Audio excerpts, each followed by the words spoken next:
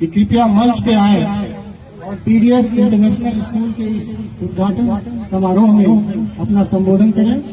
श्रीमान हृदय नारायण सिंह जी।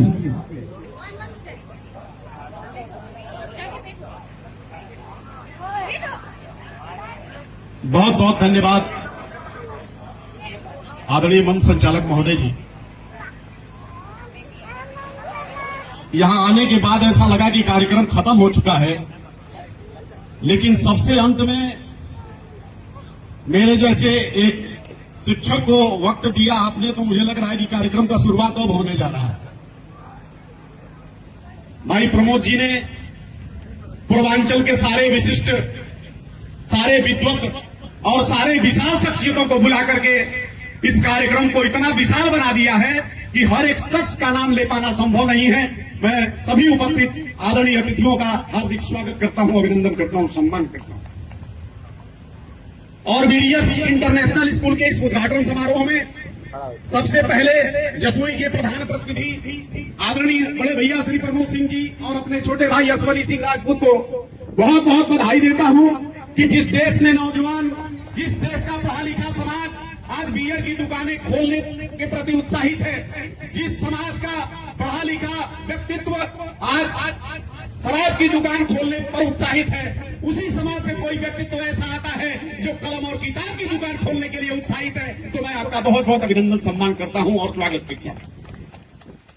जो युवा समाज यहां तक सोच भी नहीं पाता था, उनके जहन में ये दीप जल रही है। आज देश परिवर्तित होते हुए नजर आ रहा है कि हमें विद्यालय खोलना चाहिए, हमें समाज को जागृत करना चाहिए, हमें समाज को शिक्षित करना चाहिए, क्योंकि किसी भी देश के और समाज के विकास का मूल साधन शिक्षा ही है। तो मैं बड़े भैया प्रमोद जी को, जब से ये रात मुश्किल हो गई है, दिए की जंग मुश्किल हो गई है, जब से ये रात मुश्किल हो गई है, दिए की जंग मुश्किल हो गई है, और चिरागों को जरा सा हौसला दो, क्योंकि आज ये हवा कुछ और कातिल हो गई है, हवा कुछ और कातिल हो गई है। डॉक्टर शम्स परवेज जी यादों को ताजा करते हुए एक शेर सुनाया था। मैं अपने भाई मित्र को समर्पित करते हुए कहता हूं कि उन्हें हैरत है कि मेरे घर में टंगी पगड़ी पुरानी है, उन्हें हैरत है कि मेरे घर में टंगी पगड़ी पुरानी है, पर मेरी यह गैरत है कि वे मेरे बुजुर्गों की निशानी है। और सलीका झोपड़ों से पूछिए मेहमान नवाजी का, मुसाफिर को भला शहरों में देता कौन पानी है। मेरे सीने में डूबोगे तो मोती लेके निकलोगे, समंदर में तो आज सीपरेत और पानी है। और पुरानी संस्कृति और नई संस्कृति में बस फर्क है इतना कि उनके आंखों में सोले थे, मेरे आंखों में पानी है, उनके आंखों में सोले थे, मेरे आंखों में पानी है। जब हम लोग छोटे थे तो जाड़े के दिनों में माँ हम लोगों को स्वेटर पहनाया करती थी, तो हम लोग स्वेटर निकाल के फेंक दिया करते थे और कहते थे कि माँ ये स्वेटर हम क्यों पहनते थे। तो माँ कहती कि बेटा पहन लो, क्योंकि गर्मी ऊन में होती है, इससे ठंड नहीं लगेगा। माँ ने बताया कि गर्मी ऊन में होती है, और जब हमारे छोटे छोटे कलम विद्यालयों के तक पहुंचे तब पता चला कि गर्मी ऊन में नहीं होती है, गर्मी तो जून में होती है प्रमोद भैया। और जब झगड़ा करके विद्यालय से घर कर को वापस आते तो पिताजी पीठ थपथपा के कहते कि घबराओ नहीं बेटा, गर्मी तो इंसान के खून में होती है।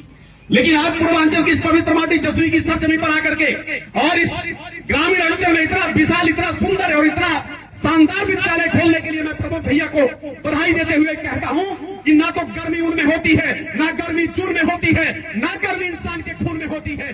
गर्मी तो आप जैसे व्यक्तित्व के जज्बा और जुनून में होती है, जो इस पूर्वांचल में इतना शानदार विद्यालय खोल करके इस क्षेत्र के तमाम बच्चों को शिक्षा से जोड़ने का प्रयत्न किया है, और ये सराहनीय प्रयत्न है। शिक्षा आज हमारा देश, एक सर्वे हुआ विश्व में तो उसमें फिनलैंड जैसा छोटा सा देश एजुकेशन सिस्टम में प्रथम स्थान रखा हुआ है। दूसरे स्थान पर सिंगापुर है, तीसरे स्थान पर स्विट्जरलैंड है, चौथे स्थान पर दक्षिण कोरिया है। हमारे हिंदुस्तान का शिक्षा सिस्टम में 11वां स्थान है साहब। और वेस्ट इंडीज का क्रिकेटर क्रिस गेल जब भारत में आया तो उसने कहा, अगर मुझसे ये पूछा जाए कि मैं किस देश में निवास करूं तो मैं स्वेच्छा से कहूंगा कि मैं हिंदुस्तान में रहूं। लोगों ने पूछा कि ऐसा क्यों? उसने कहा क्योंकि हिंदुस्तान में जो शिक्षा व्यवस्था है, जो यहाँ की सांस्कृतिक विरासत है, जो यहाँ की सभ्यताएं हैं, जो यहाँ की परंपराएं हैं, और जो लोगों की मनोदशाएं हैं, वो इतनी बेहतरीन है कि पूरे विश्व में सबसे ज्यादा आदर के साथ रहने का सौभाग्य केवल हिंदुस्तान में मिल सकता है। और उसने ये कहा कि हिंदुस्तान इस मामले में भी सबसे बेहतर है कि वो गोरे काले का भेद नहीं करता, वो सबको समान रूप से देखता है।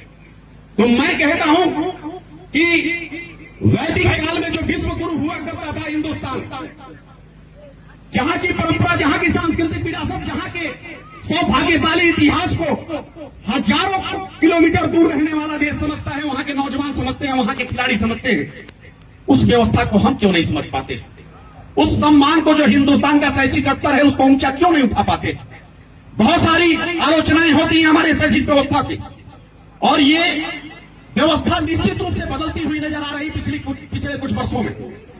मैं एक बात हमेशा कहता हूं कि जब हमारे देश के साथ ही टर्की आजाद हुआ और वहां पर पंडित जवाहरलाल नेहरू को बुलाया गया वहां के एक सम्मान समारोह में, तो पंडित जवाहरलाल नेहरू ने कहा कि हम बड़ी तेजी के साथ अपने देश का विकास कर रहे हैं।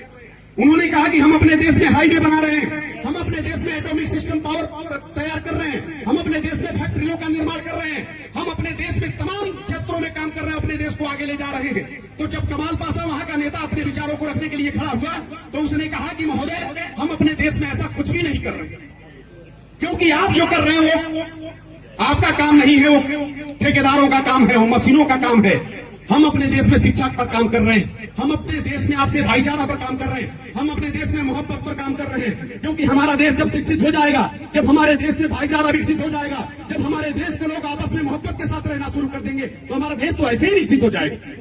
शिक्षा के क्षेत्र में बेहतर से बेहतर करने की जरूरत है, और आज तमाम अलग अलग विद्यालय खुल रहे हैं, जैसे कि डॉक्टर संस्कृत जी कह रहे हैं। हम लोग इस सत्र में लगभग 10वें विद्यालय के उद्घाटन समारोह में हैं। इतनी तेजी के साथ विद्यालय खुल रहे हैं, ये इस बात के प्रमाण पत्र है कि आने वाला समाज शिक्षा के क्षेत्र में हमारा देश कितनी तेजी से आगे जाना चाहता है।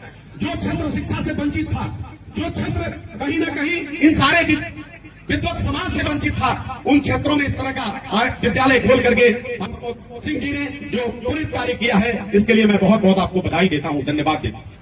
और मैं निश्चित रूप से निवेदन करता हूं कि अपने ध्यान को इस विद्यालय की तरफ एकाग्रचित होकर के लगाएं, क्योंकि ये विद्यालय एक ऐसा जगह है जहां से दुनिया में आप कितना भी रुपया कमा ले, आप कितना भी सम्मान पा ले, आप कितनी भी बड़ी पहचान बना ले, लेकिन जो मोहब्बत और सम्मान आपको इस विद्यालय के जरिए मिल सकता है वो दुनिया में किसी पद पर जाने से नहीं मिल सकता है साहब। ये सौभाग्य आपको भगवान ने दिया है, क्योंकि शिक्षक बनना, शिक्षा के क्षेत्र में काम करना और विद्यालय की स्थापना करना दुनिया के सारे पुनीत कार्यों में से एक है। आपने बहुत बड़ा काम किया है।